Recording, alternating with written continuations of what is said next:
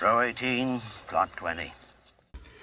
Hey everybody, welcome to the JLA member channel. I'm Jim, and I'm filming for the second time this review for the Super Mario Brothers movie 2023, 1 hours and 32 minutes. Have you ever had one of those days when things just don't seem to be working correctly? So I'm going to try to convey as much enthusiasm in this second filming of this review that I had in the first one, because I really do like this movie. It has a 7.4 star rating on IMDb, and if for some reason you're watching this video and you have no idea what the Super Mario Brothers is, this is a story of the Super Mario Brothers on their journey through the Mushroom Kingdom. I think there's a better synopsis here. Yeah, a Brooklyn plumber named Mario travels through the Mushroom Kingdom with a princess named Peach and the anthropomorphic mushroom named Toad to find Mario's brother, Luigi, and to save the world from a ruthless, fire-breathing Koopa named Bowser. Chris Pratt is the voice of Mario, Anya Taylor-Joy, Princess Peach, Charlie Day as Luigi, and Jack Black does an incredible Bowser. For me, one of the highlights of the movie was Jack Black's Bowser. Um, so this is a Universal and Illuminations film, and boy, did it do a lot of things right. I sat watching this film, and it only took about 10 minutes before I realized how old I am and how much I wished my adult children were little baby Koopas, little baby mushrooms, because I really would have enjoyed seeing this movie with them and seeing their reactions to all of the incredible Easter eggs, whether it was some background sounds or just imageries that were in this movie, like in the backgrounds, or just characters that walked by. There was so many Easter eggs, and I'm sure I didn't see half of them, but man, I really loved that. Um, so yeah, there was so many things in this. So Chris Pratt was kind of like, I think in general, a lot of people's concern going into this. He has such a recognizable voice, and it's hard not to hear his voice and think of The Office or Guardians of the Galaxy. It was noticeable a few times to me that it was Chris Pratt, but it wasn't by any means like annoying. It didn't take away from the movie at all. Anya Taylor Joy was the voice that I really didn't recognize, and I really like her. She was in the New Mutants. I think that was the first time I ever saw her. But then she's in one of my favorite recent movies, The Witch. Just she's really good. She's like a little weirdo. I follow her on different social medias, and she seems like she's a pretty grounded, kind of out there young lady, and I like that. So the movie is an hour and a half. It goes pretty quick. It kept me engaged the entire time that I was watching, and the action sequences are good. The colors are vibrant. I had a Wizard of Oz kind of moment, because the first, you know, series of scenes are in the uh, real life world of Mario and Luigi. It kind of gives their backstory, introduces us to their family, um, and kind of where they're at in their lives.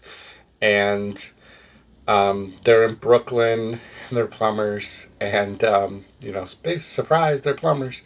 Um, and it was neat seeing their little backstory and how they end up in the fantasy world of the Mushroom Kingdom and all that. And so I got the way they kind of get transported is that they're in Brooklyn and they're trying to get to a area where they want to help.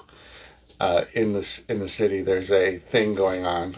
I'm trying to keep spoiler free, so um, And as they get there, they can't start their trucks, so they have to run there. And it's really fun to see them going through the city.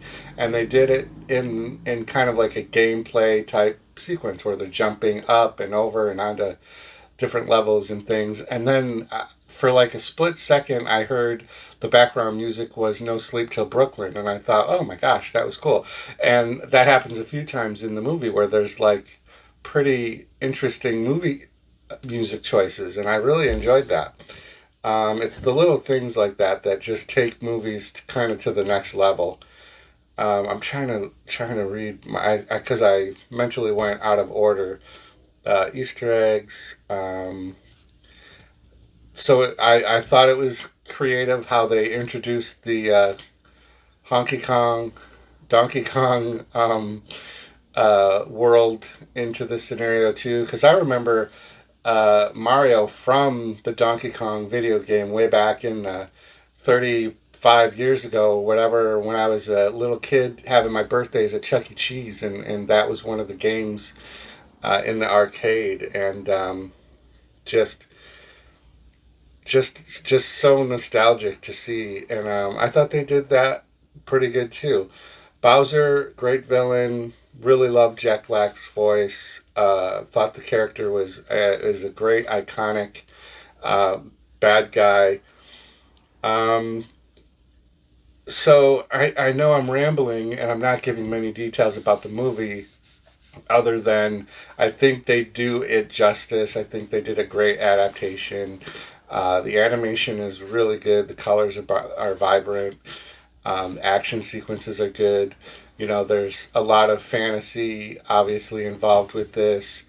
Um, I think the princess looked good, and they didn't make her kind of like the victim-y kind of princess. Like, she's definitely strong character, and she holds her own. She's not like this damsel in distress. Like, she's very much in charge of a lot of the action, and I thought that that was good, and I think that that's been the uh, you know intent, was to not make her like a weak character. And Anya Taylor Joy, I didn't recognize her voice, and that's not a bad thing. I just I like her as an actor, so yeah, just very nostalgic. I loved it. There was so many throwbacks to the video games. I remember watching or playing these games through all the different variations, and then watching and playing with my son. And again, I just wished, I hope that he goes and sees this and he gets some of that nostalgia feeling that I did, and can have some of those fond memories of when we were back in the glory days of father and son just playing video games.